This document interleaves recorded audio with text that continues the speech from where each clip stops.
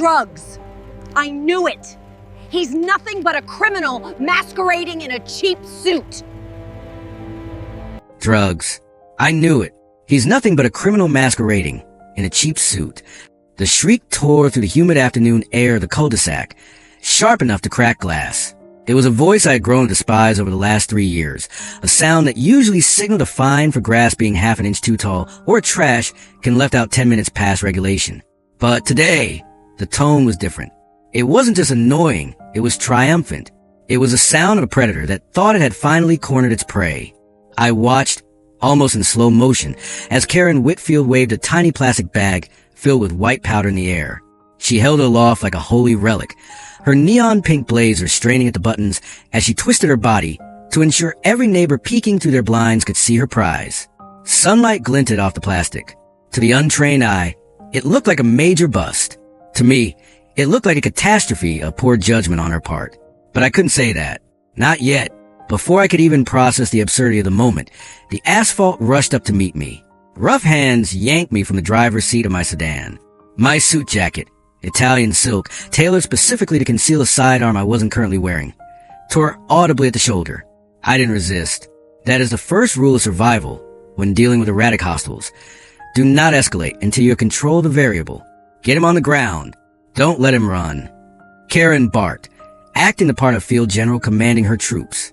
Her troops were Rick and Tommy, the HOA's private security detail. I use the term security loosely. Rick was a man in his mid-30s whose primary qualifications seemed to be a steroid addiction, a sleeve of skull tattoos, and a rejection letter from the police academy. Tommy was older, heavier, a man who treated his heavy maglite flashlight like a baton and his plastic HOA badge like a sheriff's star. Rick's knee dug into my lower back, pinning me to the scorching driveway. The heat radiated through my dress shirt, burning my skin, but my mind was ice cold. Stay down, dirtbag.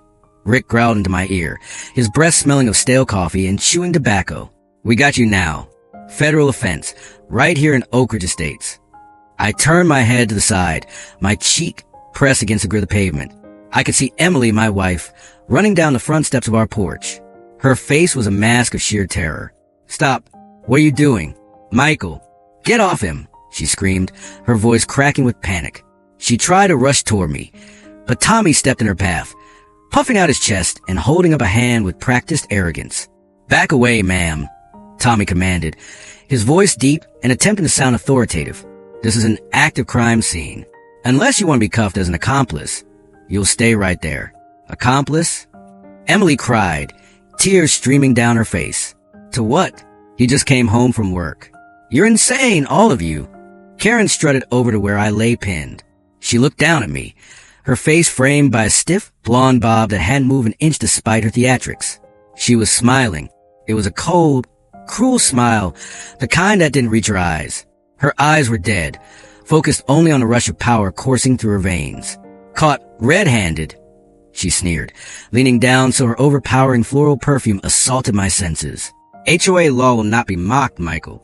I told you. I told everyone. You think because you're quiet, because you pay your dues, that you can hide your filth? Not in my neighborhood. She turned to the gathering crowd. The spectacle had done its job. Doors were opening all along the street. Mrs. Johnson, the sweet elderly lady from 402, stood on her lawn with her hand over her mouth. The teenage boy from the corner house was already live streaming, his phone held high, broadcasting my humiliation to the world. Look at this. Karen shouted her audience, shaking the baggie again. Cocaine, found in the glove compartment of Mr. Grant's car. We have been watching him for months. We knew something was wrong. And now we have proof. We are taking back our streets. I stayed silent, breathing steadily. To anyone watching this humiliating scene unfold, I must have looked like just another defeated man caught breaking the rules in a neighborhood run by petty tyrants. And that was exactly how Karen Whitfield wanted it. She thrived on drama, on power, on bending everyone to her ridiculous HOA laws. But here's the truth she didn't know. My name is Michael Grant. I'm not a mid-level accountant or a sales rep. By day, or rather, by every waking hour, I serve as the director of the Federal Bureau of Investigation, the very agency Karen was blindly poking with a stick. Of course, no one in this neighborhood knew that. To them, I was the quiet, middle-aged man who trimmed his hedges on Saturday mornings, waved politely when walking the dog, and paid his dues without complaint. My wife Emily loved it that way. She liked the illusion of normalcy, the safe cocoon of suburbia, after decades in law enforcement, hunting down domestic terrorists and organized crime syndicates. I promised her peace. We bought this house for that very reason. But peace is something you never truly have when Karen Whitfield lives across the street. Get him up, Karen ordered, checking her reflection in the side mirror of my car. Bring him to the clubhouse. We'll process him there before the real police arrive. I want a full report filed. Process him? Emily shouted, still being held back by Tommy. You aren't the police, Karen. You're an HOA president. You can't arrest people. Karen whipped around, her eyes narrowing. I have every right to detain a criminal who threatens the safety of this community, Emily. And frankly, you should be ashamed. Living with a drug dealer? I wonder how much you knew. Rick yanked me up by my arms, twisting them behind my back. The pain in my shoulder was sharp, likely a torn rotator cuff, but I didn't flinch. He pulled a pair of thick, white plastic zip ties from his belt. Hand behind your back, Rick snarled. I complied, not because I had to, but because I needed them to commit. I needed them to cross every single line. Assault, false imprisonment, kidnapping, planting evidence. Every second is continued. Their prison sentences got longer.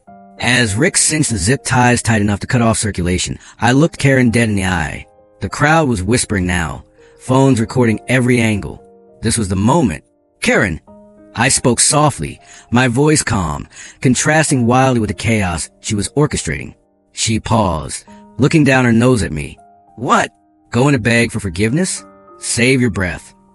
No, I said, holding her gaze with the intensity that had made cartel leaders break in interrogation rooms. I just want you to know that you have just made the biggest mistake of your life. She laughed. It was a sharp, barking sound that echoed off the suburban siding. Threats? You're in no position to make threats, Michael. You're done. You're nothing. Move it. Rick shoved me forward, nearly knocking me off balance. As we began the slow march down the street toward the community clubhouse, surrounded by the jeers of Karen's sycophants and the stunned silence of the decent neighbors, my mind wasn't on the humiliation. It was on the phone in my pocket. Karen had been so busy gloating over the fake drugs she planted that she hadn't confiscated my personal effects. She didn't know about Protocol 7. She didn't know that my biometric watch had already registered a spike in heart rate consistent with a hostile encounter and had sent a silent alert to the Bureau's command center. She thought she was walking a criminal to the gallows. In reality, she was walking herself into a federal trap. And the bait? The bait was me. I walked with my head up, ignoring the pain in my wrists. Let her have her moment. Let her preen for the cameras. Because in about 20 minutes, the sky above Oak Ridge Estates was going to get very loud, and Karen Whitfield's little kingdom was going to burn to the ground. To understand how a woman in a neon pink polyester suit feels comfortable assaulting a federal official in broad daylight, you have to understand Oak Ridge Estates. And more importantly, you have to understand the monster that Karen Whitfield had become. As Rick shoved me down the center of the street, parading me like a trophy from a hunt, I looked at the houses lining the road. Oak Ridge Estates was designed to be a paradise. Manicured lawns, identical mailboxes, and a sense of safety that suburban families pay a premium for. But safety often breeds boredom, and boredom, in the wrong hands, breeds tyranny. Karen was a widow, wealthy by inheritance rather than effort, with too much time and a desperate need for relevance. She didn't just run the HOA, she weaponized it. Her reign of terror began 3 years ago. Before Karen, the president was a man named Harold, a retired schoolteacher who mostly used the budget for block parties and fixing the pool pump. But Karen staged a coup. She spread rumors that Harold was skimming money, launched a smear campaign on the neighborhood Facebook group, and bullied her way into the chair. Once she took the gavel, the neighborhood changed overnight. The bylaws, once a thin pamphlet of reasonable guidelines, expanded into a 300-page manifesto control. I remember the first time I truly crossed her radar. It was a Saturday morning, about 6 months after Emily and I moved in. I was washing my car in the driveway, a therapeutic ritual I enjoyed after a high-stress week at the Bureau. The simple act of scrubbing a fender helped me decompress from reading files on human trafficking or counterintelligence. Karen had marched up the driveway, clipboard in hand, a measuring tape clipped to her belt like a weapon. Mr. Grant, she had said, not bothering with a greeting. Your water runoff is reaching the storm drain. I had paused, sponge in hand, looking at the soapy water trickling down the gutter. I believe that's what storm drains are for, Karen. Not for soap, she snapped. Environmental hazard. Section 4, paragraph 12 of the new bylaws. That's a $150 fine. And while I'm here, your garage door was open for more than 20 minutes. That's an invitation for burglars and lowers property value. Another $50. I paid the fines. Emily begged me to. Just keep the peace, Michael, she had said, her eyes pleading. We don't want trouble. We just moved here. That was a trap. People like Karen thrive on the premise that normal, decent people will pay a small price to avoid conflict. We pay the fine to make her go away. We apologize to stop the screaming. But appeasement only feeds a beast. It convinces them that they are right, that their power is absolute. Over time, Karen escalated, and she didn't do it alone. I glanced to my left at Rick Dalton, the man currently twisting my arm to the breaking point. Rick was the kind of guy who watched too many action movies and failed every psychological evaluation he ever took.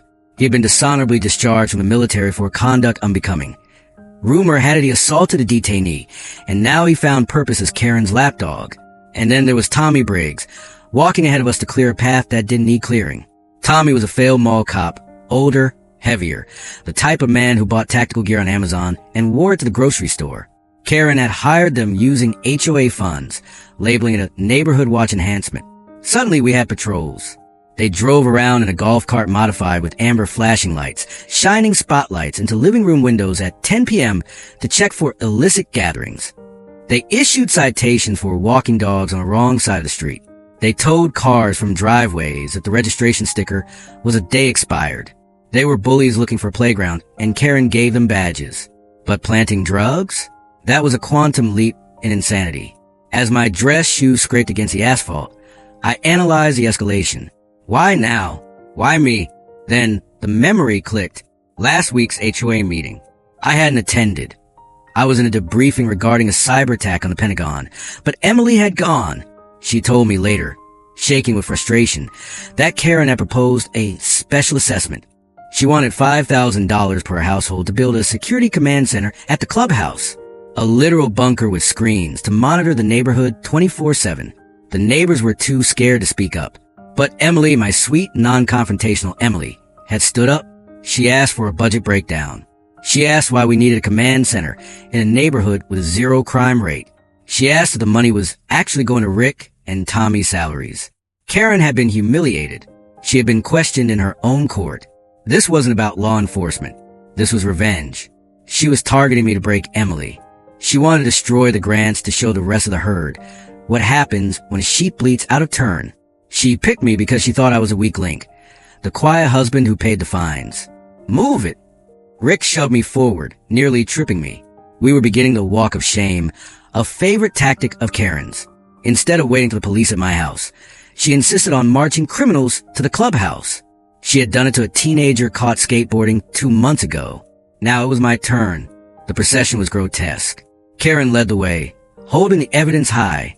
I walked in the middle, flanked by the two thugs, my hands bound behind me. Emily trailed behind, sobbing, trying to reason with Tommy, who ignored her with a smirk. Behind us, the neighbors followed at a safe distance, a Greek chorus of whispers and iPhone cameras. I can't believe it. I heard Mr. Lee whisper from the sidewalk. Michael? Drugs? He seemed so straight-laced. It's always the quiet ones, Mrs. Gable replied, shaking her head. Thank God for Karen. Who knows what he was selling to the kids? The poison was working. Perception is reality, and Karen was painting a masterpiece of deception. I looked at Karen's back as she strutted. She was practically vibrating with adrenaline. She had no idea that every step she took was felony. False imprisonment, assault, kidnapping, tampering with evidence, impersonating a law enforcement officer. The list was growing by the second. You realize, I said, pitching my voice so only Rick and Karen could hear, that kidnapping a federal employee carries a mandatory minimum sentence of 20 years? Karen stopped dead. She spun around, her heels clicking on the pavement. Her face was flushed with the high of the moment. She marched up to me and poked a manicured finger into my chest. Stop with the lies, she hissed, her eyes manic. Federal employee? You're a nobody, Michael. You're a paper pusher who travels to D.C. to file tax returns. Do not try to scare me with big words. You are in my jurisdiction now. The HOA bylaws supersede your pathetic attempts at denial. The bylaws supersede federal law. I asked, raising an eyebrow, genuinely curious about the depth of her delusion. On this property? Absolutely, she declared with a terrifying level of sincerity. I am the president. I interpret the safety standards. And you are a threat. Now shut up and walk. She turned back around, hair bouncing. We reached the clubhouse doors. The glass reflected the scene. A disheveled man in a torn suit, surrounded by false authority. As Rick pushed me through the doors into the cool air conditioning of the community center, I took a deep breath. The trap was set. But Karen didn't realize she wasn't the hunter. She was the bait. And I was just waiting for the right moment to snap the jaws shut. Inside the clubhouse, the air smelled of stale coffee and Karen's ambition. She pointed to a folding chair in the center of the room. Sit him there, facing the door. I want everyone to see him when they walk in. Rick shoved me down into the hard plastic chair. The zip ties dug into my wrists. Get the camera ready, Tommy, Karen ordered. We're going live on the neighborhood page. I want a full confession recorded. I looked up at the ceiling, spotting the smoke detector. Just beyond it, a small red light blinked on a motion sensor. Good. At least the building had basic infrastructure. Karen stood over me, adjusting her blazer, preparing for a close-up. She thought this was her victory lap. Ready, Mr. Grant? She taunted. I smiled. A real smile this time. I was born ready, Karen. The question is, are you? The Oak Ridge Estates Clubhouse was designed to host children's birthday parties and Saturday morning yoga classes. It smelled of floor wax and stale popcorn. But tonight, Karen Whitfield had transformed it into her own private tribunal, a kangaroo court where the laws of the United States were suspended in favor of her erratic whims. Rick shoved me into the center of the room, forcing me down into a flimsy metal folding chair. The legs scraped loudly against the linoleum, a harsh screech that silenced the murmuring crowd of neighbors who had followed us inside like sheep to a slaughter. They lined the walls, arms crossed, faces a mixture of morbid curiosity and terrified obedience. Secure the perimeter, Tommy, Karen barked, pointing to the glass double doors. Tommy nodded solemnly, standing guard with his legs spread wide and his hand resting on his maglite, as if he were guarding the Pentagon. It was pathetic. It was delusional. And it was exactly what I needed. Get the tripod, Karen ordered Rick. I want the neighborhood to see this live. No edits. No filters. They need to see justice in real time. Rick scrambled to set up a ring light and a phone stand on a table facing me. The absurdity of the situation almost made me laugh. I had been interrogated by foreign intelligence agencies. I had stared down cartel lieutenants in windowless rooms in Juarez. And now I was being prepped for a Facebook Live session by a woman who once called the police because a squirrel was harassing her bird feeder. But I didn't laugh. I couldn't. Not when I saw Emily. My wife had pushed her way through the crowd, her face streaked with mascara, her hands trembling. She looked small, surrounded by the hostile glare of the HOA board members. Karen, please, Emily begged, her voice raw. You can't do this. Let him go. We'll pay whatever fine you want. Just stop this. My heart clenched. Emily was playing by the old rules, the rules of appeasement. She thought money could fix this. She didn't understand that Karen didn't want money. She wanted blood. She wanted total submission. Karen paused, adjusting the collar of her pink blazer in the reflection of her phone screen. She turned to Emily with a look of mock pity. Oh, sweetie, Karen cooed, her voice dripping with venom. It's too late for fines. This is a felony. Your husband brought drugs into our sanctuary. If you keep defending him, I'll have to assume you're part of the distribution network. Do you want to be evicted, Emily? Because the bylaws clearly state that criminal activity is grounds for immediate lien and foreclosure. Emily froze, the threat of losing our home hanging in the air. Leave her out of this, I said. My voice was low, but it carried enough weight to cut through the room noise. She has nothing to do with your delusions. Karen whipped around, her eyes lighting up. Delusions? Is that what you call this? She grabbed the evidence bag from the table and shoved it toward the camera lens as Rick hit the go live button. We are live, Karen announced, putting on her best TV presenter voice. Good evening, Oak Ridge residents. This is your president, Karen Whitfield. I am coming to you from the clubhouse with a very serious update. Tonight, our security team intercepted a major threat. She panned the camera to me. I sat straight, my face impassive. I knew exactly where to look. Not the phone, but slightly above it, a technique to appear detached and unafraid. This is Michael Grant, Karen narrated, walking around me like a shark circling a shipwreck. He lives at 405. Quiet, keeps to himself. But as we know, evil often hides in plain sight. Tonight, we found cocaine in his vehicle, a significant amount. The comments on the screen started popping up. I couldn't read them, but I could tell by Karen's smirk that her echo chamber was active. Now, Michael, she said, pulling up a chair and sitting opposite me knee to knee, this is your chance. Confess. Tell the community who you're working for. Who are you selling to? Are you targeting our children? I looked at her. I looked at the phone. And then I went to work. Karen, I said, my tone clinical. You are currently broadcasting a confession. She blinked. Excuse me? I'm waiting for your confession. No, I corrected her. You are broadcasting yours.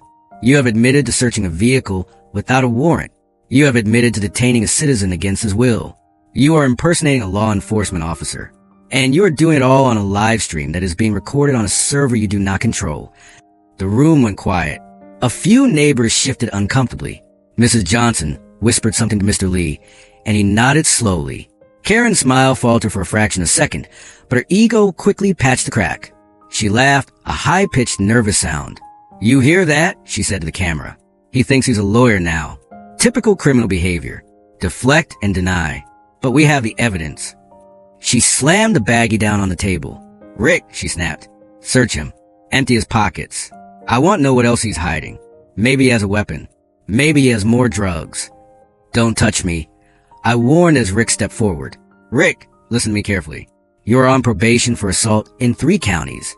If you put your hands in my pockets, you are violating federal search and seizure laws. That will violate your parole. You will go back to prison. Not jail. Prison. Rick hesitated. He looked at me, then at Karen. The dumb muscle was starting to think.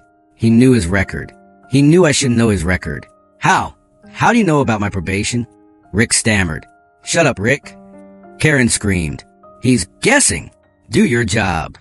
Rick, fear of Karen outweighing his fear of the law, reached into my jacket pocket. He pulled out my wallet.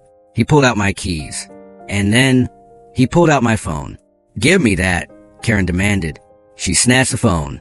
It was a government-issued device, encrypted, heavy. Unlock it, she ordered. I want to see your contacts. I want to see your messages.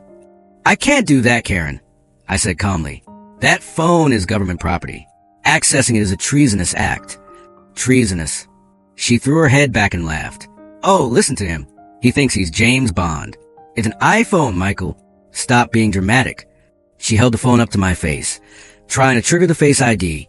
This was the moment, the pivot. My phone wasn't just a phone. It was a secure link to the J. Edgar Hoover building, and it had a distress protocol. If the biometrics failed 3 times while the gyroscope detected a struggle, or if it was forced to unlock under duress, it silently triggered Protocol 7. Il était hot eating up. I stared right into the lens. The padlock icon on the screen unlocked. Gotcha. Karen squealed. She tapped on the screen, expecting to find text from drug suppliers or a mistress. Instead, the screen went black. A single red line appeared across the center. What is this? Karen frowned, tapping furiously. It's frozen. You broke it. What did you do? I didn't do anything, I said, leaning back as far as the zip ties allowed. But you just triggered a silent alarm to the National Security Branch. You are such a liar. Karen shrieked, slamming the phone onto the table next to the drugs. He's trying to scare us. Don't let him get in your head. She turned back to camera, her face flushed red.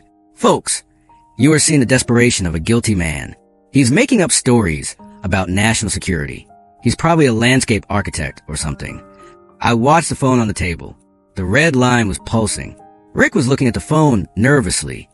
Boss? That doesn't look like a normal crash. It's blinking. Ignore it. Karen yelled. She grabbed the bag of powder again. This is what matters. Cocaine. In our neighborhood. I closed my eyes for a second and counted. Protocol 7 response time for a director-level distress signal within a 20-mile radius of a field office is approximately 12 minutes. We were 10 minutes from D.C. The clock had started. Karen, I said, opening my eyes, I'm going to give you one chance. Cut the zip ties. apologize to my wife, and call the real police yourself to turn yourself in. If you do that now, I might be able to speak to the prosecutor about leniency." The room was dead silent. The neighbors were staring. Even Tommy at the door looked uneasy. There was something in my voice, a certainty, a weight, that didn't fit the profile of a suburban dad caught with drugs. Karen stared at me. For a second, I saw fear. Real fear. She felt the ground shifting. But she was too deep in the lie to turn back. Her narcissism wouldn't allow it. She leaned in close, her face inches from mine, whispering so the live stream wouldn't hear. "You think you're special?" she hissed. "I'm going to ruin you. I'm going to take your house, your reputation, and your freedom. By tomorrow morning, you'll be nothing." She pulled back and smiled brightly for camera. "Ladies and gentlemen, we are going to take a short break while we wait for the authorities. Stay tuned. Justice is coming." "You're right about that," I murmured as she ended the stream. "Justice is coming. And it's flying in a Black Hawk." The moment Karen ended the live stream, the atmosphere in the clubhouse shifted instantly. The performance was over. The theater of the concerned president vanished, replaced by the raw, jagged tension of crime in progress. Karen slumped slightly, the adrenaline of the broadcast fading, leaving behind the jitters of reality. She paced back and forth in front of me, her heels clicking a nervous staccato rhythm on the vinyl floor. Click-clack, click-clack. It was the sound of a woman who was subconsciously realizing she had walked off a cliff but hadn't looked down yet. I sat perfectly still. My wrists were burning, my shoulder throbbed, but my mind was sharpening. In the bureau, we call this the golden hour, that critical window in an interrogation where the subject is vulnerable, their story hasn't solidified, and the cracks begin to show. I didn't need a badge or a gun to dismantle this room. I just needed words. I set my sights on the weakest link first. Rick Dalton. Rick was standing by the water cooler, shifting his weight from foot to foot. He kept glancing at the door, then at my phone, which still lay on the table, pulsing with that ominous red line. He was sweating. The bravado he showed on the driveway was evaporating under the fluorescent lights. "Rick," I said. I didn't shout. I didn't sound angry. I used the tone of a disappointed father. Rick jumped. "Shut up," he muttered, but there was no heat in it. "You mentioned earlier that you were just following orders," I continued, keeping my eyes locked on his. "That's a common defense. It was used at Nuremberg. It was used in Watergate. Do you know how often it works in federal court?" I said, "Shut up." Rick barked, stepping closer, hand drifting to his belt. 0% of the time, I answered calmly, especially when there's a prior record involved. "Assault in the second degree, wasn't it? That probation officer of yours, what's his name? Officer Miller? He's going to be very disappointed when he gets the call tonight." Rick went pale. His eyes darted to Karen. "Karen, he knows about Miller. How does he know about Miller?" Karen waved her hand dismissively, though her own hand was trembling. "He's bluffing, Rick. He's trying to get inside your head. He probably looked you up on Facebook or something." "I don't have Facebook," Rick whispered, panic creeping into his voice. "I didn't use Facebook, Rick," I said softly. "I have access to the NCIC database. I know about the bar fight in 22. I know about the restraining order your ex-girlfriend filed last month. And I know that carrying a baton while acting as unlicensed security is a violation of your parole terms. That's 5 years, Rick. Minimum. Just for being in this room." Rick took a step back, distancing himself from me, and more importantly, distancing himself from Karen. "Karen," Rick stammered, "you said this was legal. You said the HOA bylaws gave us deputized status." Karen spun on him, her face twisting into a snarl. "It is legal. I am the president. Don't let him trick you. He's the criminal here." "Am I?" I pivoted my gaze to Karen. It was time to plant the seed that would destroy her defense. "Karen, let's talk about the evidence," I said, nodding toward the plastic baggie on the table. She puffed up her chest. "The cocaine? The cocaine found in your car? It speaks for itself." "Does it?" I asked. "Tell me, when you found it, did you wear gloves?" The room went dead silent. Even the neighbors whispering in the back stopped. Karen blinked. "What?" "Gloves," I repeated slowly. "Sterile, latex gloves. Because if you didn't, then the only fingerprints on that bag are yours. And mine won't be there at all." Karen's eyes widened. She looked at the baggie sitting on the table. She looked at her bare hands. She looked back at me. I picked it up to show everyone," she stammered. "Of course my prints are on it. That doesn't prove anything." "It proves chain of custody was broken," I countered, my voice turning surgical. But more importantly, forensic analysis is very advanced, Karen. They can tell the difference between prints made when holding a bag and prints made when packing a bag. I let that hang in the air. Packing a bag. You're crazy, she whispered, but she took a step away from the table as if the baggie had suddenly turned into a radioactive isotope. And then there's the purchase. I continued, relentless. Where did you get it, Karen? You don't strike me as someone who knows street dealers. Did you buy it online? Dark web? Or did you ask Rick to get it for you? I didn't get it. Rick shouted, his voice cracking. Don't put that on me. I didn't know she had it until she pulled it out. Rick! Karen shrieked. Shut your mouth. No! Rick yelled back, pointing a shaking finger at her. You told me we were just towing his car. You didn't say nothing about planting drugs. I ain't going back to jail for your crazy games. Chaos. Beautiful, organized chaos. The neighbors were watching this unfold with wide eyes. The narrative was crumbling. Mrs. Johnson, the moral compass of the street, stepped forward. Karen, Mrs. Johnson said, her voice trembling but stern. Is that true? Did Rick not know? They're lying. Karen screamed, losing control. She looked like a cornered animal. Everyone is lying. Michael is manipulating you. He's a mastermind. He's twisting everything. I'm just a guy in a chair, Karen, I said calmly. Tied up, unarmed. You're the one screaming. I turned my head slightly to look at Emily. She had stopped crying. She was watching me, and for the first time in hours, I saw hope in her eyes. She recognized this tone. She had seen me on the phone with agents late at night. She realized finally that I wasn't helpless. I was working. Tommy, I called out the man guarding the door. Tommy stiffened. He had been silent this whole time, trying to be invisible. Tommy, you have a pension from your time at the post office, don't you? Tommy nodded slowly, sweat dripping down his temple. Federal felony convictions usually result in the forfeiture of federal pensions.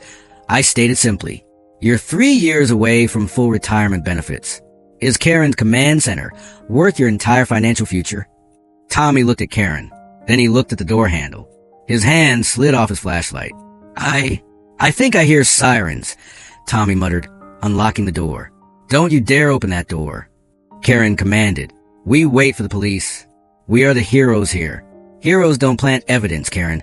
I cut in, and they don't hold innocent men hostage. Karen rushed to the table and grabbed a bag of powder. For a second, I thought she might try to flush it, destroy the evidence. But her narcissism was too strong. She needed it to be real. She clutched it to her chest like a shield. It's real, she muttered to herself, rocking slightly on her heels. It has to be real. He's a criminal. I saw it. I know it. She was fracturing. The reality she had constructed, where she was the savior of Oak Ridge Estates, was colliding with the hard wall of facts I was building around her. Michael, she said, turning to me, her voice trembling with a mix of rage and desperation. Who are you? Why aren't you scared? I leaned forward, the plastic of the chair digging into my back. I'm not scared, Karen, because I know what's coming. But you should be terrified. I nodded toward the window, because the silence is over. At that exact moment, a low thrumming sound began to vibrate the glass of the clubhouse windows. It wasn't a siren. Sirens wail. This was a beat, a rhythmic, heavy thump-thump-thump that you feel in your chest before you hear it with your ears. The water in the water cooler rippled. Rick looked up. What the hell is that? Tommy backed away from the door. That sounds like a helicopter. Not just a helicopter. I knew that sound intimately. It was a Bell 412 EP, standard issue for the FBI's hostage rescue team, HRT. And it wasn't alone. Tires screeched outside. Not one car. Not two. A convoy. I checked my internal clock. 11 minutes and 40 seconds. Carter was early. Karen, I said, my voice dropping to a whisper that echoed in the silent room. Checkmate. The sound outside was no longer just a noise. It was a physical force. The rhythmic thump-thump-thump of the helicopter rotors battered the air, vibrating the thin drywall of the clubhouse. Dust motes danced in the fluorescent light, shaken loose from the ceiling tiles. Inside, the dynamic had shattered. The neighbors, once eager spectators to Karen's justice, were now huddled near the back wall, phones lowered, eyes wide with primitive fear. They knew, instinctively, that HOA disputes didn't summon helicopters. This was something else. This was war. Karen, however, was trapped in the amber of her own delusion. She stood by the window, peering through the blinds, her face pale but her jaw set in stubborn defiance. "It's the news," she announced, her voice pitching too high. "See? I told you. The media is here. They want to cover the story of how we cleaned up the neighborhood." Rick Dalton wasn't buying it.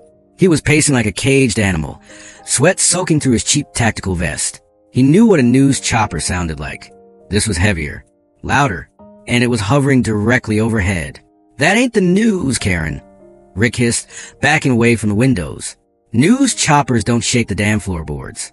That's military or something."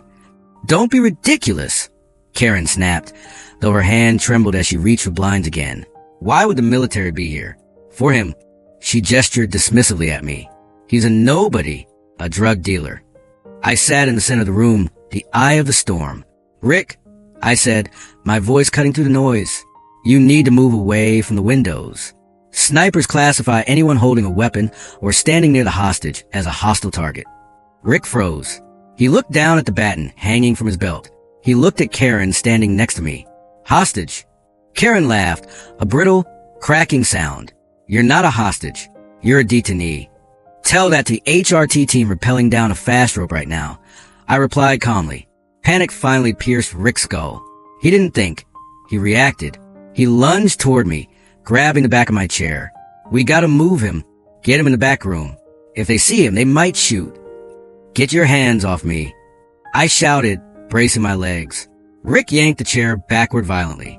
The motion was clumsy, fueled by adrenaline and stupidity. My suit jacket, already torn, bunched up. The sudden jerk dislodged the contents of my inner breast pocket, the one Rick had been too scared to search earlier, because I had threatened his parole. It happened in slow motion. A black leather bifold wallet slid out from the silk lining. It tumbled through the air, hitting the linoleum floor with a heavy, authoritative thud. It didn't land closed. Physics, for once, was on the side of justice. The wallet flopped open, sliding a few feet across the wax floor before coming to a rest directly at the feet of Mrs. Johnson. The room seemed to freeze. The helicopter noise faded into background as every eye locked onto the object. It wasn't a normal wallet.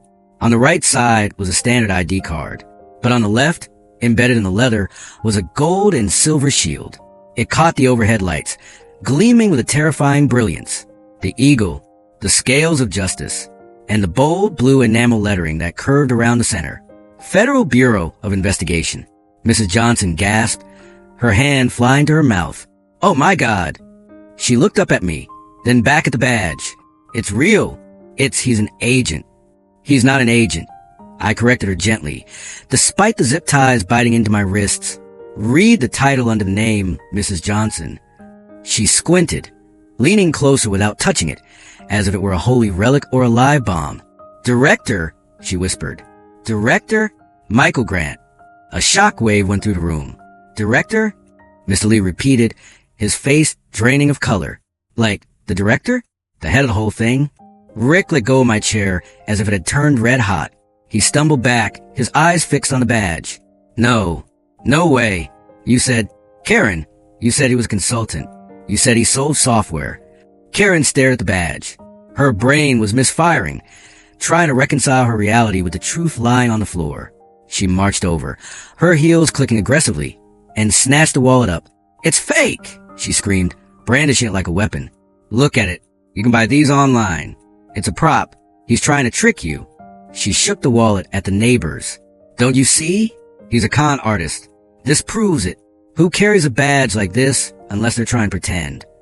"Karen," I said, my voice dropping an octave, turning into the voice of command. "You are currently holding federal property. That badge is issued by the Department of Justice. By holding it, you are now adding theft of government property and impersonation to your list of charges." "Shut up." She threw the wallet onto the table next to the drugs. "It's a toy. It's fake, just like his threats." "If it's fake," I asked, "then why is there a laser hologram on the ID card? Why does a gold shield have a serial number engraved on the bottom rim? Serial number 001, Karen." She looked down at the table. She didn't want to look, but she couldn't help it. She peered at the rim of the shield. 001. Her breath hitched. The blood drained from her face. So fast, she looked like a corpse in a neon suit. "No," she whimpered. That's impossible." "Rick," I said, shifting my focus. "You have about 10 seconds before that door comes off its hinges. If I were you, I'd be on the ground with my hands clearly visible. Empty hands." Rick didn't hesitate. He didn't ask Karen for permission. He didn't check the bylaws. He dropped to his knees and laced his fingers behind his head, sobbing. "I didn't know. I swear I didn't know. She told me to do it." "Traitor," Karen shrieked at him. "Get up. Defend this clubhouse." "Defend it from who, Karen?" I asked. "The United States government?" Tommy, standing by the door, made his choice. He unlocked the deadbolt. "I'm out. I'm done. I quit." "Tommy, you coward!" Karen yelled, rushing toward him to relock the door. But she was too late. The sound of tires screeching outside stopped abruptly. Heavy boots hit the pavement. Voices, loud, disciplined, and amplified by megaphones, cut through the walls. FBI, federal agents, surround the building.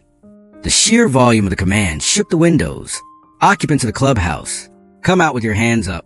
This is your final warning." Karen froze halfway to the door. She looked at the badge on the table.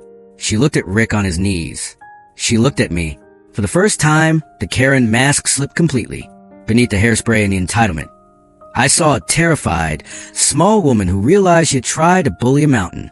"Michael," she whispered, her voice trembling, pleading. "Please, tell them. Tell them we were just talking. Tell them it's a misunderstanding. I can fix this. I can waive your fines. I can—" "You can't fix this," I said, staring her down. "Protocol 7 doesn't stop for apologies." Boom. The front doors didn't just open. They exploded inward. A battering ram hit the lock with the force of a freight train. Glass shattered, wood splintered, and then the room was filled with black uniforms. There is a specific kind of silence that follows a breaching charge. It's not empty. It's a vacuum created by the sudden, violent displacement of air and sound. For a microsecond after the clubhouse doors were blown off their hinges, the world seemed to pause.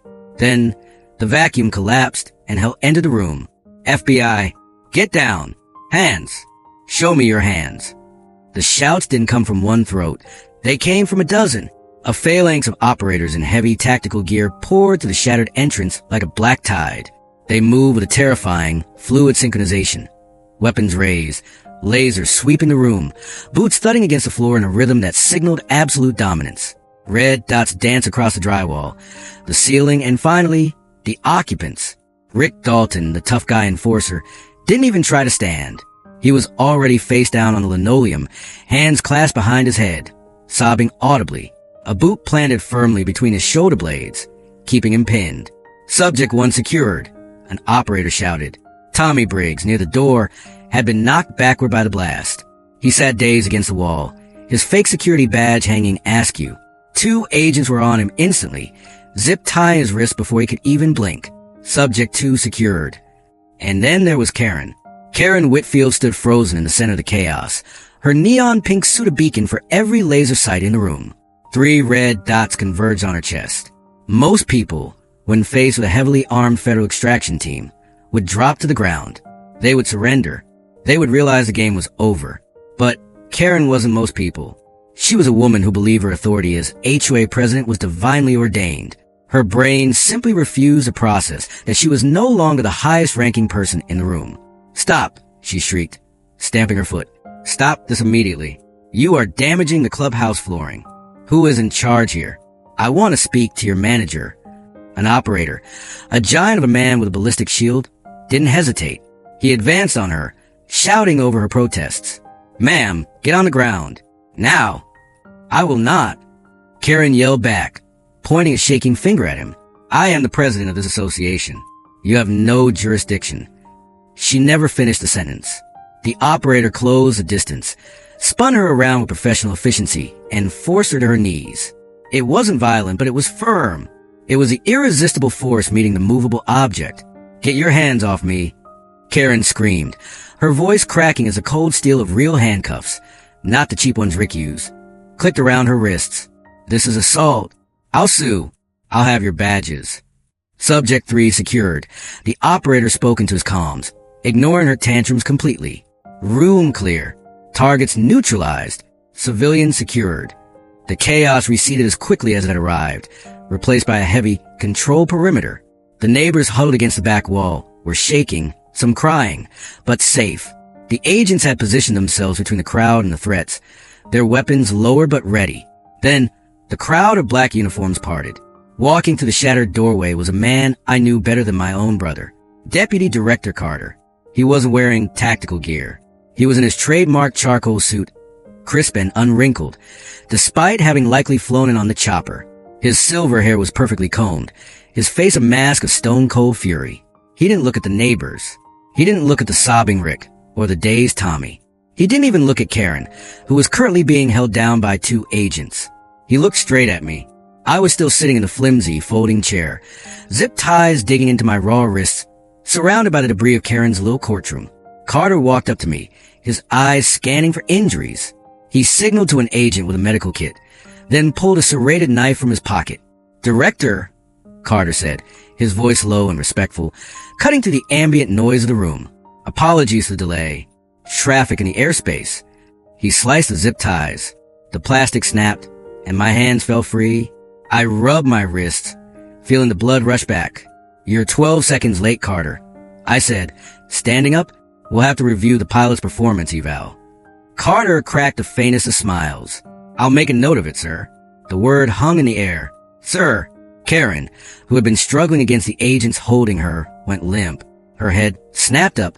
She looked at Carter, then at me. "Director?" she whispered. "Sir." I ignored her. I adjusted my torn suit jacket, straightened my tie, and took a deep breath. The transformation was complete. I was no longer Michael the neighbor. I was Michael Grant, Director of the FBI. Status? I asked Carter. "Perimeter secure," Carter reported, slipping into briefing mode. "Local PD is setting up a secondary cordon outside. We have federal warrants authorized for all 3 subjects. Impersonation of federal officer, kidnapping, conspiracy, and possession of controlled substance with intent to distribute." He glanced at the bag of powder on the table. "That's not mine," Karen shouted from the floor. "He planted it. He's the drug dealer. You're making a mistake. Don't you know who I am?" Carter turned slowly. He looked at Karen with the kind of disdain usually reserved for domestic terrorists. He walked over to where she was kneeling, looming over her. "I know exactly who you are, Ms. Whitfield," Carter said, his voice deep and resonating. "You are a civilian who just assaulted the director of the Federal Bureau of Investigation. You triggered a Protocol 7 distress signal. Do you know what Protocol 7 is?" Karen shook her head, tears streaming down her face, ruining her makeup. "No, I just wanted to clean up the neighborhood." "Protocol 7, Carter continued, "is reserved for immediate threats to national security leadership. By detaining Director Grant, you didn't just break the law. You effectively declared yourself a hostile combatant against the United States government." Karen's mouth opened and closed like a fish out of water. "But the bylaws, the HOA..." "Your bylaws," I said, stepping into her field of vision, "do not override the Constitution, Karen."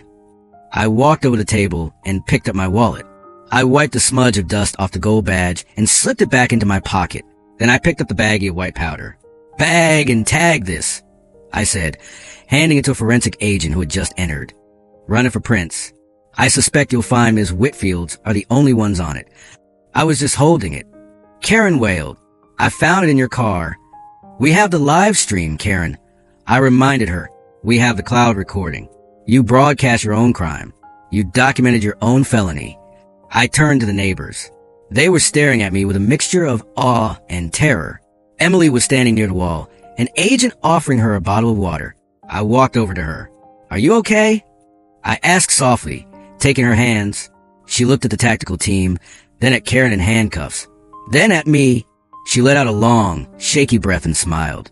"I told you to cut the grass yesterday. Maybe this wouldn't have happened." I laughed. It was a relief to laugh. "I'll cut it tomorrow. I promise." "Excuse me, Director Grant?" I turned. It was Mrs. Johnson. She was clutching her purse, looking tiny next to the armored agents. "Yes, Mrs. Johnson? Is it safe to go home?" she asked. "My pot roast is in the oven." "It's safe, ma'am," I assured her. "The threat has been neutralized. Go check your roast." "Thank you," she said. Then she looked at Karen, who was being hauled to her feet by the agents. Mrs. Johnson straightened her back and delivered the final blow. And Karen, you're impeached. A ripple of nervous laughter went through the crowd. Get them out of here. I ordered Carter, process them at the field office. I don't want them in local holding. I want federal custody. Understood, sir. Carter nodded to the team. Move out. Rick and Tommy were dragged out first, heads hanging low. Then came Karen. As she passed me, she stopped digging her heels in. She looked at me, her eyes red, her spirit finally truly broken. Michael, she croaked. I have a cat. Who's gonna feed my cat? I looked at her. Even now, she was worried about the small things, unable to grasp the enormity of her situation. I'll have an agent stop by, Karen. I said, we're not monsters. We follow the law. Something you should have tried. They marched her out into the flashing lights of the convoy. I stood in the center of the wrecked clubhouse, the silence returning. But this time, it wasn't the silence of fear. It was the silence of a storm that had finally passed. Carter handed me a spare jacket from one of the SUVs. Your ride is ready, sir. Do you want to go to the office, or? I looked at Emily. Home, I said. I think I have some gardening to do. But I knew it wasn't over. Karen was gone, but the rot she had uncovered, the embezzlement, the network of abuse, that was just beginning to unravel. Actually, Carter, I corrected myself. Take the team back, but leave a detachment here. Secure the HOA records room. Seize every computer, every filing cabinet. Carter raised an eyebrow. Looking for something specific? Karen mentioned she paid Rick and Tommy. I said my eyes narrowing. But she didn't pay them with her own money. I want to know where every single cent of the HOA dues went for the last 3 years. Carter smiled. Forensic accounting loves a paper trail. Let's give them one. I said, tear this place apart. Legally. If the breach of the clubhouse was a thunder, what followed was a flood. Most people think the FBI is just men in suits with earpieces or tactical teams kicking down doors. But the real power of the Bureau isn't in its guns. It's in its reach. The cavalry isn't just a helicopter. It is a logistical machine capable of dissecting a crime scene down to the molecular level and stripping a criminal organization bare in a matter of hours. Oak Ridge Estates had ceased to be a neighborhood. It was now a federal zone. I stood outside the clubhouse, the cool night air drying the sweat on my forehead. The helicopter had ascended to a holding pattern, its rhythmic thumping now a distant hum. But the ground was alive. Blue and red lights painted the suburban houses in a strobing, surreal disco. The convoy of black SUVs was now joined by the screeching arrival of the local police department. 3 cruisers skidded to a halt at the entrance of the cul-de-sac, sirens dying with a mournful wail. Out stepped Chief Miller, a good man, but one who was used to dealing with noise complaints and traffic accidents, not federal extractions. He adjusted his belt, looking bewildered at the wall of black-clad federal agents blocking his path. What in the hell is going on here? Miller shouted, marching toward the perimeter. Who's in charge? This is my town. Deputy Director Carter intercepted him before he could get 10 feet. The visual contrast was striking. Miller in his beige uniform, looking flushed and confused, standing next to Carter, who looked like a monolith of federal authority. I walked over, my badge now clipped visibly to my belt. Chief Miller, I said, extending a hand. Miller squinted, blinded by the floodlights set up by the forensic team. Grant? Michael Grant? The guy from 405?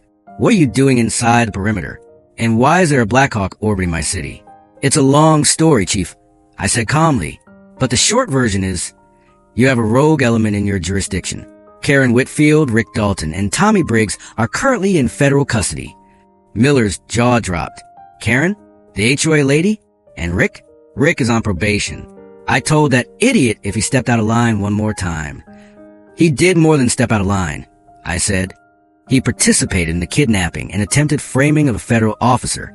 Miller looked at the agents, then at me. The realization hit him like a physical blow. Wait, you're the federal officer? Director of the FBI, Carter interjected smoothly, and we are taking jurisdiction over the scene, Chief. However, we could use your officers to maintain the outer cordon. The press is going to be here in about 10 minutes, and we need the streets clear for the evidence response team. Miller swallowed hard. He nodded, straightening up. Right. Yes, of course, Director. My guys will handle traffic. Just tell me you got Rick good. We got him good, I promised. As Miller retreated to organize his men, a new convoy arrived. These weren't tactical SUVs. These were large, white vans with no markings other than government plates. The Evidence Response Team, ERT, and Forensic Accountant Unit. The bean counters with badges. Right on time, I muttered. I turned to Carter. Let's crack this nut open. I want the HOA office searched. Every piece of paper, every hard drive, every sticky note. We walked back into the clubhouse, past the spot where Karen had tried to end my career. The agents led us to a door in the back marked President's Office. Authorized personnel only. Kick it, I ordered. An agent with a Halligan bar pried the door open with a sickening crunch of wood. The smell of lavender potpourri rushed out, clashing with the smell of ozone and sweat from the main room. The office was a shrine to Karen's ego. Photos of her shaking hands with minor local politicians lined the walls. A massive mahogany desk that was far too big for the room sat in the center. And behind it, a wall of filing cabinets. Start with a computer. I directed the cyber specialist who had entered with us. I want to know who she's been emailing. I want to know where the money is. While the tech guy went to work, I opened the top drawer of the filing cabinet. It was locked, but a swift yank with a Halligan bar solved that. What I found wasn't just HOA records. It was a dossier. I pulled out a thick folder labeled Targets. I flipped it open. The first page was a photo of the Johnson family. Underneath were notes in Karen's looping, cursive handwriting. Dog barks at 7 a.m. Citation issued. Potential leverage. Husband's business permit renewal. I flipped the page. The Lee family. Pool pump noise. Citation issued. Check immigration status of grandmother. My blood ran cold. This wasn't just about lawn care. This was targeted harassment. She was building profiles on her neighbors, looking for weak points to exploit, to terrify, to control. Carter, I called out. Look at this. Carter leafed through the file, his face darkening. This is blackmail material. She was gathering intel to force compliance.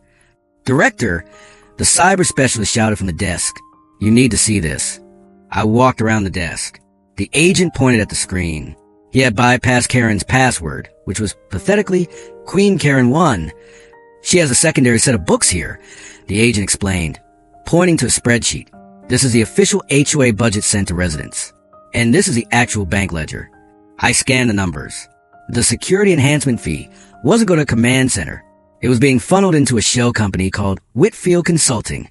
She's embezzling. I said, the piece is falling into place. She's stealing the dues, paying Rick and Tommy a fraction under the table to be her muscle, and pocketing the rest. Look at the total, the agent said. I looked. Over 3 years. The total siphon out was nearly $250,000. That's grand larceny, Carter whistled. Wire fraud, money laundering, on top of the kidnapping charges. She wasn't protecting the neighborhood. I said, staring at the screen. She was looting it. Outside, the noise level rose again. I walked to the window. The media had arrived. News vans from every major network were fighting for position at the police barricade. The lights from their cameras washed over the scene, illuminating the neighbors who were still standing in the street, watching the spectacle. But they weren't scared anymore. I saw Mrs. Johnson talking to a reporter, pointing angrily at the clubhouse. I saw Mr. Lee giving a statement to a cameraman. The fear that Karen had cultivated for years had evaporated, replaced by the righteous anger of a community that realized they had been conned. The cavalry isn't just us, Carter, I said, watching the neighbors. It's them. Sir, the truth, I said. We brought the hammer, but the truth is what's going to bury her. An agent walked in with an evidence box. Sir, we found a safe in the closet. We're drilling it now. Do it, I said. Minutes later, the safe popped open. Inside, there was no money. Instead, there were stacks of cash, petty cash, likely from fines paid in person, and something else, a small velvet bag. I opened it. Diamonds. Cheap, likely pawn shop quality, but diamonds nonetheless. And a receipt from a local jeweler made out to Whitfield Consulting. She was converting the stolen funds into jewelry. Carter shook his head in disbelief. Untraceable assets. She was planning an exit strategy. She knew, I realized, she knew eventually someone would stand up to her. She was preparing to run. I took the bag of diamonds and the Target's dossier. I walked out of the office, back into the main room, where Emily was waiting. What did you find? she asked, seeing the grim look on my face. Everything, I said. She wrote it all down. Every threat, every stolen dollar, every lie. I looked at the agents swarming the room, tagging furniture, scanning documents, photographing the scene. The machine was working perfectly. The FBI does not miss. When we strike, we leave nothing but scorched earth behind us. Karen thought she was the law. I said Emily, gesturing to a room full of federal agents dismantling Karen's empire piece by piece. She forgot that the law has a very long memory and very deep pockets. Carter approached, holding a radio. Sir, transport has arrived at the field office. Subject Whitfield is being processed. She's demanding her one phone call. Who is she calling? I asked. Carter smirked. She tried to call the mayor. Apparently.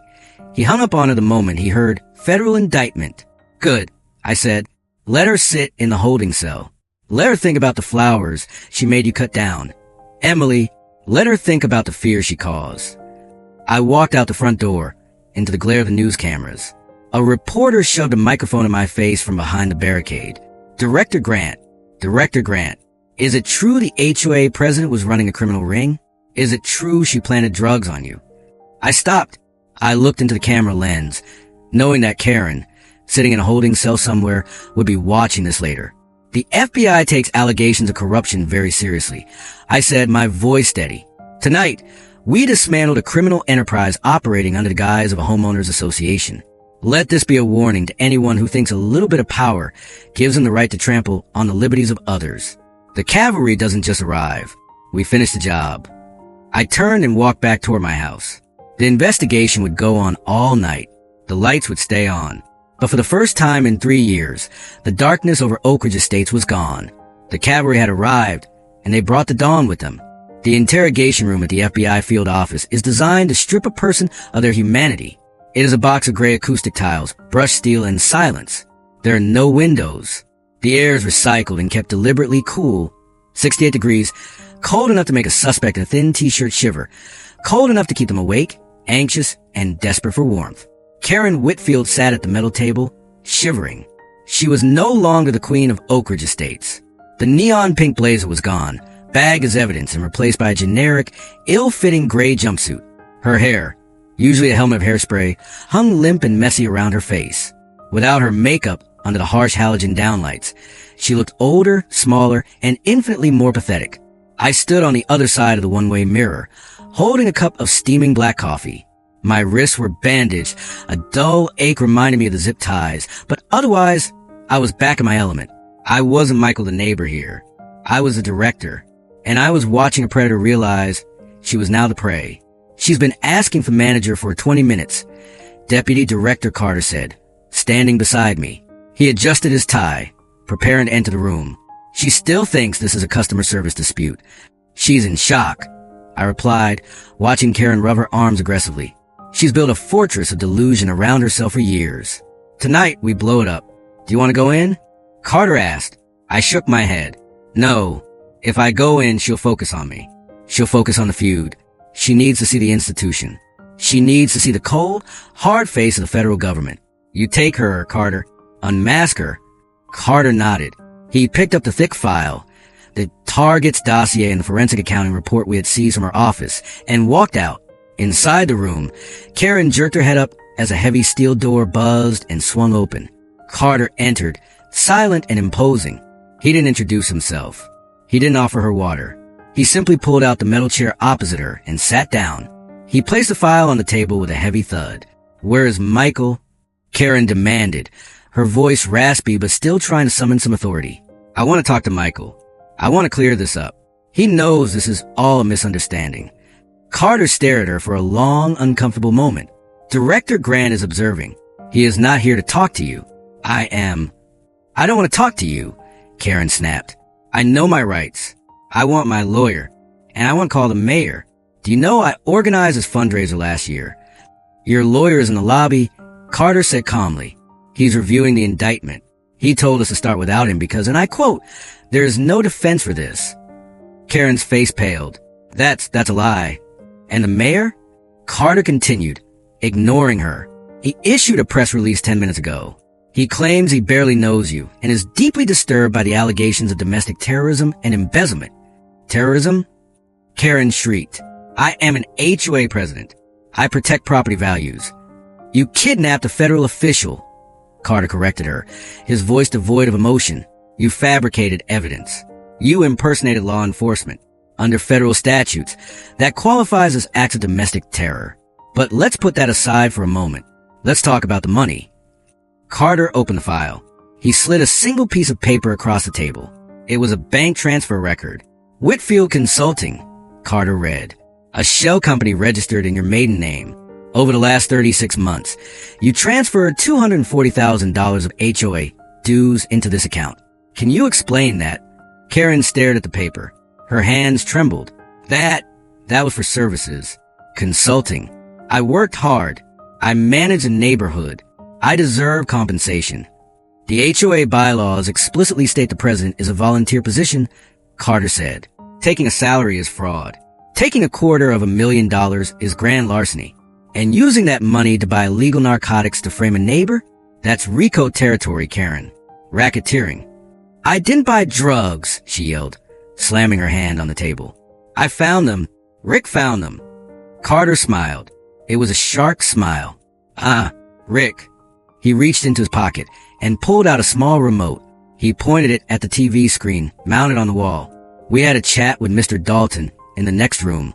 Carter said, Would you like to hear what he had to say? He pressed play. On the screen, Rick Dalton sat in a similar gray jumpsuit, looking broken. He was crying, wiping his nose on his sleeve. An agent off-screen asked, Who gave you the cocaine, Rick? Rick sobbed. Karen did. She gave it to me in the parking lot of the CVS. She said she got it from her nephew. She told me to plant it in Mr. Grant's car while she distracted him with a lawn violation. She said if I didn't do it, she'd fire me and tell my parole officer I was drinking again. The video cut to black. In the interrogation room, Karen sat frozen. Her mouth hung open. The betrayal was absolute. He's lying, she whispered, but the conviction was gone. He's a criminal. You can't trust him. We also have the CCTV footage from the CVS parking lot. Carter said, sliding a photo across the table. It showed Karen, in her pink suit, handing a small package to Rick through the window of her Mercedes. And Carter added, twisting the knife, we have your fingerprints on the bag. Not just on the outside, Karen, on the inside of the seal. You opened it. You checked the product. Karen slumped in her chair. The Karen persona, the loud, demanding, entitled mask she wore to bully the world, crumbled. Beneath it, there was nothing but a scared, greedy thief. Why? Carter asked. The question wasn't angry. It was almost curious. You had money. You had a nice house. You had a quiet life. Why go to these lengths? Why terrorize these people? Karen looked down at her hands. A tear dripped onto the metal table. They didn't listen, she whispered. Excuse me? They didn't listen, she shouted, her voice breaking. When I became president, I told them how to live, how to keep the grass, how to paint their shutters. I was making it perfect, and they ignored me. They laughed at me behind my back. She looked up, her eyes wide and manic. And Michael, he was the worst. He never argued. He just paid the fines and smiled. It made me so angry. He didn't respect my authority. I had to show him. I had to show all of them that I am in charge. I watched from behind the glass, feeling a chill. It wasn't about the neighborhood. It was never about the neighborhood. It was about a deep, pathetic need for control. She was a petty tyrant who would burn down a kingdom just to be the queen of the ashes. Well, Karen, Carter said, closing the file. You certainly showed them. He stood up. You are being charged with 18 federal counts. Kidnapping, assault on a federal officer, wire fraud, embezzlement, possession with intent to distribute, conspiracy. He leaned in close. The sentencing guidelines for these crimes, running consecutively, is approximately 35 years. You are 52 years old. Do the math. Karen gasped. 35 years? But I have a life. I have a garden. Not anymore, Carter said. Now you have a cell number. He turned to the door. Wait, she screamed, standing up, the handcuffs rattling against the table. I can cut a deal. I have information. I know people. Carter stopped. He looked back at her with genuine pity. Karen, you don't know anyone. You embezzle from your neighbors to buy fake jewelry, and cheap drugs. You are not a kingpin. You are a nuisance that we have finally removed. He walked out. The heavy door slammed shut with finality that echoed through the speaker system. Inside the room, Karen Whitfield stood alone. She looked at the blank gray walls. She looked at the mirror, staring right at where I was standing, though she couldn't see me. And then she screamed. It wasn't a scream of anger. It was a scream of realization. The unmasking was complete. The world finally saw her not as a powerful leader, but as a criminal. And worse, she finally saw herself. I turned away from the glass. Good work, Carter, I said. She gave us everything. Carter nodded. The confession on tape, the motive, the jury won't even need an hour. What about the neighbors? I asked, did we get the restitution sorted? Forensic accounting is seizing her assets now, Carter said. The house, the car, the bank accounts. We'll recover about 80 cents on the dollar for the stolen dues. The rest, well, the peace of mind is free. I took a sip of my coffee. It was cold now, but it tasted like victory. Book her, I said, and make sure the mugshot is high resolution. The internet is going to want to see this. As we walked down the hallway, leaving the interrogation room behind, I felt a weight lift off my shoulders that I hadn't realized was there. For 3 years, I had walked on eggshells in my own driveway. I had let a bully dictate the color of my piece. But tonight, the bully was in a cage. And tomorrow, I was going to plant whatever damn flowers I wanted. They say fame costs, and right now, Karen Whitfield was paying the bill. In the 72 hours following her arrest, Karen went viral. Not the kind of viral she had always dreamed of, being featured in Better Homes and Gardens for her prize-winning petunias. No, she went viral as the Cocaine Karen. The mugshot released by the FBI was a masterpiece of misery. In it, her hair was disheveled, her mascara was running in dark streaks down her cheeks, and her expression was a mix of shock and indignation. Within hours, it was everywhere. Twitter, TikTok, Reddit, the internet, in its ruthless efficiency, dissected her life. Memes circulated of her holding the baggie of powder with captions like, "When you want to speak to the manager of the drug cartel," and HOA, hustling on asphalt. I sat in my office at the bureau, watching the news cycle churn. Usually I hate media circuses. They compromise investigations. But in this case, the public humiliation served a purpose. It broke the spell. For years, the residents of Oak Ridge Estates had been terrified of this woman. Now, they were laughing at her. The fear was gone, replaced by a collective realization of how absurd her tyranny had truly been. But the internet is fleeting. Federal court is forever. 6 months later, the trial of United States of America versus Karen Whitfield began. The courtroom was packed. Every seat in the gallery was filled, mostly by neighbors from Oak Ridge Estates who had taken the day off work to witness the finale. Mrs. Johnson was there in her Sunday best. Mr. Lee sat with his arms crossed, looking grim but satisfied. Even Emily, who hated conflict, sat beside me in the front row, holding my hand tightly. Karen entered the courtroom wearing a modest beige cardigan, clearly chosen by her public defender to make her look like a harmless grandmother. But the illusion failed the moment she saw me. Her eyes narrowed, that familiar spark of malice flickering behind her glasses. She still didn't get it. She still thought this was a personal feud she could win. She was wrong. This wasn't a feud. It was an autopsy of her life. The prosecution, led by a sharp U.S. attorney named Sarah Jenkins, didn't hold back.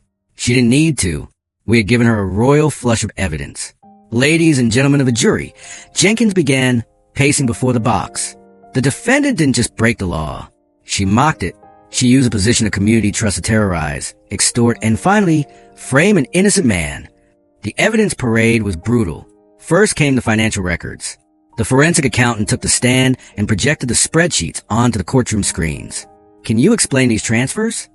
Jenkins asked. "Yes," the accountant replied, pointing to the red lines. "These are transfers from the HOA Reserve Fund directly to a private account controlled by Ms. Whitfield. The memo lines say consulting, but the money was spent on luxury items. Jewelry, a cruise, designer clothing." Gasps rippled through the gallery. The neighbors whispered furiously. That cruise? Karen had bragged about it for months, claiming it was a gift from a wealthy aunt. Now they knew they'd paid for it. Every time she fined them for a crooked mailbox, she was buying a margarita on the deck of a liner. Then came Rick Dalton. Rick had taken a plea deal. 5 years in exchange for testimony. He sat on the stand, looking smaller than I remembered. She told me, Rick said, his voice shaking. That Mr. Grant was a problem. She said he didn't respect the board. She gave me the drugs. She said if I didn't plant them, she'd ruin me. Karen's lawyer tried to object, tried to paint Rick as a liar, but the CCTV footage from the CVS parking lot was irrefutable. There was Karen, clear as day, handing off the package. But the nail in the coffin was Karen herself. Against the frantic advice of her lawyer, she insisted on taking the stand. Narcissists always do. They believe they can charm, explain, or bully their way out of anything. They believe their truth is the truth. She sat in the witness box, adjusting the microphone, looking at the jury like they were unruly tenants at an HOA meeting. Ms. Whitfield, Jenkins asked, did you or did you not place the drugs in Mr. Grant's car? I was protecting the neighborhood. Karen blurred out, dodging the question. You have to understand. He was defiant. He wouldn't follow the rules. If I let him get away with it, everyone would start rebelling. So you admit to framing him? Jenkins pressed. I admit to doing what was necessary. Karen shouted, her face flushing red. I am the president. I have a responsibility to keep standards high. You people, you don't understand the pressure. The grass has to be perfect. The bins have to be in by 6 p.m. If you give people an inch, they take a mile. The courtroom was silent, stunned. She wasn't defending herself against the charges. She was justifying her insanity. And the money? Jenkins asked softly. The $250,000 you stole from your neighbors? It wasn't stealing. Karen scoffed. It was compensation. Do you know how hard I worked? I walked that neighborhood every day. I measured every lawn. I deserve that money. They owe me. A woman in the back row, Mrs. Gable, who had once been Karen's biggest supporter, stood up and shouted, We don't owe you anything, you thief. The judge banged his gavel. Order in the court. But the damage was done. Karen had unmasked herself completely. There was no poor grandmother left. Just a greedy, vindictive tyrant who believed she was entitled to other people's lives and money. The jury deliberated for less than 2 hours. When they returned, the foreman, a mechanic with grease-stained hands, didn't even look at Karen. We find the defendant, Karen Whitfield, guilty on all counts. Guilty. Kidnapping. Guilty. Wire fraud. Guilty. Possession with intent to distribute. Guilty. Conspiracy. Karen stood there, blinking. She looked at her lawyer, who was packing his briefcase with the air of a man who just wanted to go home. She looked at the judge. But, she stammered, but I'm the president. The judge, a stern man with 30 years on the bench, looked down at her over his spectacles. Ms. Whitfield, he said, his voice heavy with judgment. You are not a president. You are a criminal. You treated your neighbors like subjects in a kingdom you imagined. You abused the legal system to settle petty scores. And worst of all, you showed zero remorse. He leaned forward. I am sentencing you to 12 years in federal prison for the narcotics and kidnapping charges, and an additional 5 years for the wire fraud, to be served consecutively. That is a total of 17 years. 17 years. Karen let out a sound that wasn't quite a scream, but a gasp of air leaving a balloon. Her knees buckled. The bailiff caught her before she hit the floor. 17 years, she wailed. I can't. My garden. My cats. Your assets. The judge continued, ignoring her, including your home and vehicles, are hereby seized to pay restitution to the victims. Court is adjourned. The gavel banged. It sounded like a gunshot. 2 marshals moved in. They didn't treat her gently. They handcuffed her, not with the cheap zip ties she had used on me, but with heavy steel cuffs chained to her waist. As they led her out, she passed our table. She stopped. She looked at me, then at Emily. Her eyes were hollow, filled with a terrifying emptiness. You ruined everything, she whispered. I stood up. I looked her in the eye, feeling nothing but pity. No, Karen, I said loud enough for the gallery to hear. You built a house of cards. I just opened a window. The marshals dragged her away. The doors swung shut. The courtroom erupted. The neighbors were hugging each other. Mrs. Johnson was crying tears of relief. Emily squeezed my hand so hard it hurt. It's over, she said. Almost, I replied. We walked out of the courthouse into the bright afternoon sun. The media was there, shouting questions, but I ignored them.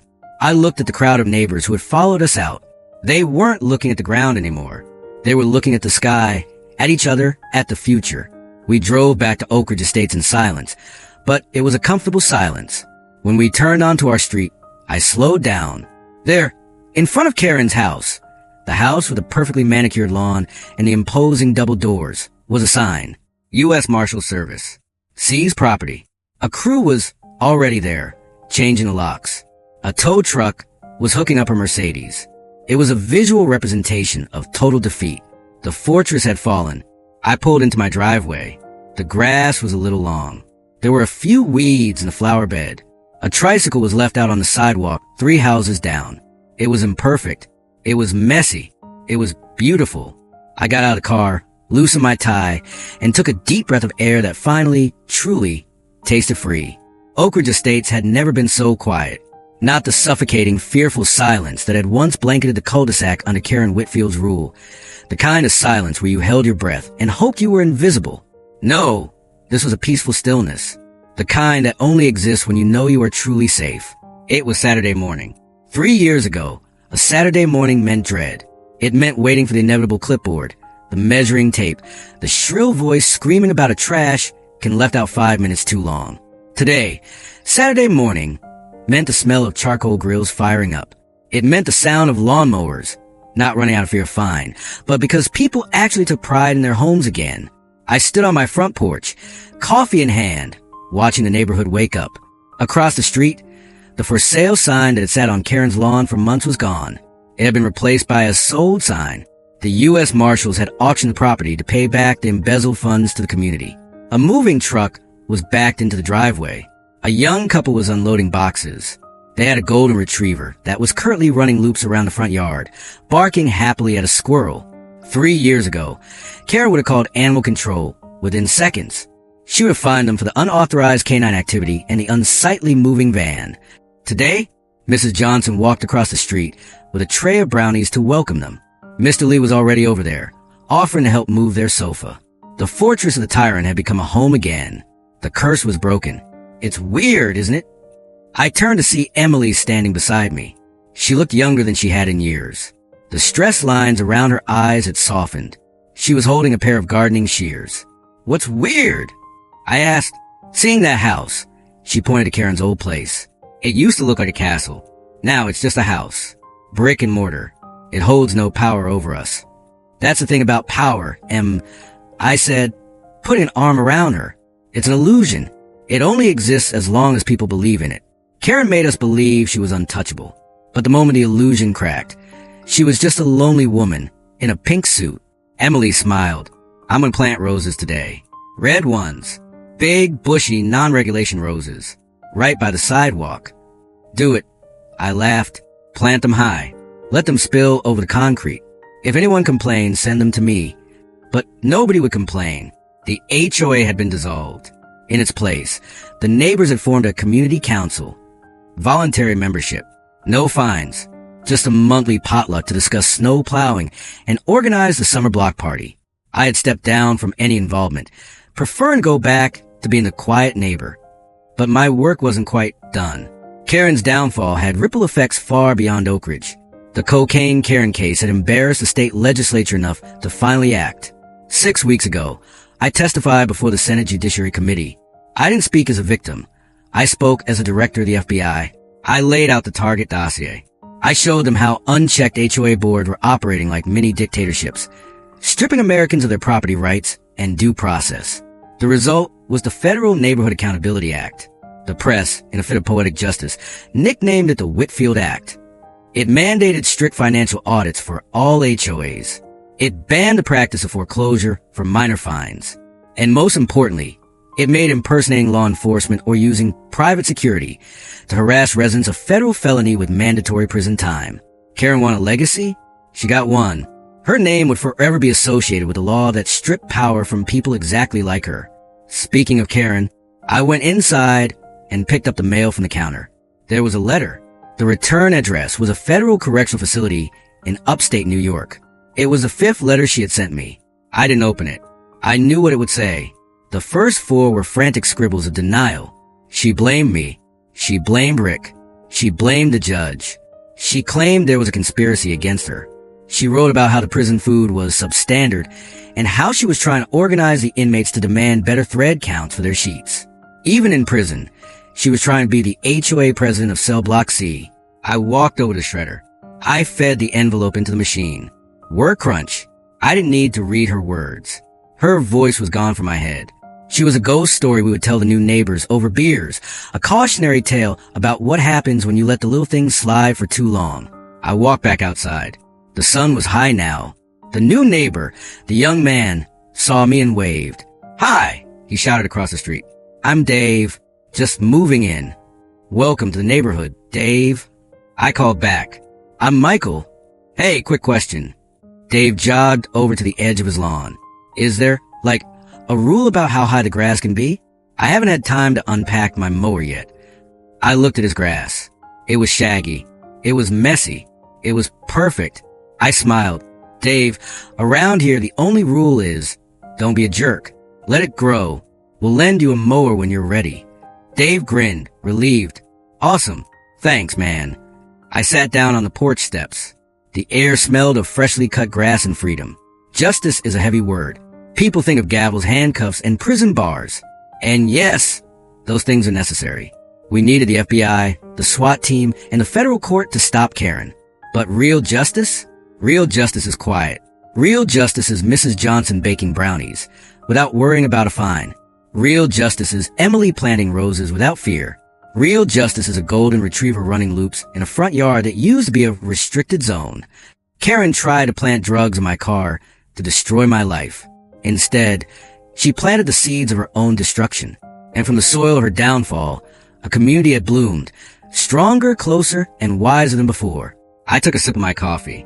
Some people spend their whole lives chasing power, trying to control everything around them because they can't control themselves. And some people just want to live in peace. But I've learned one thing. Peace isn't passive. Peace is something you have to protect. And sometimes to keep the peace, you have to bring the war. I looked at the camera, breaking the fourth wall one last time.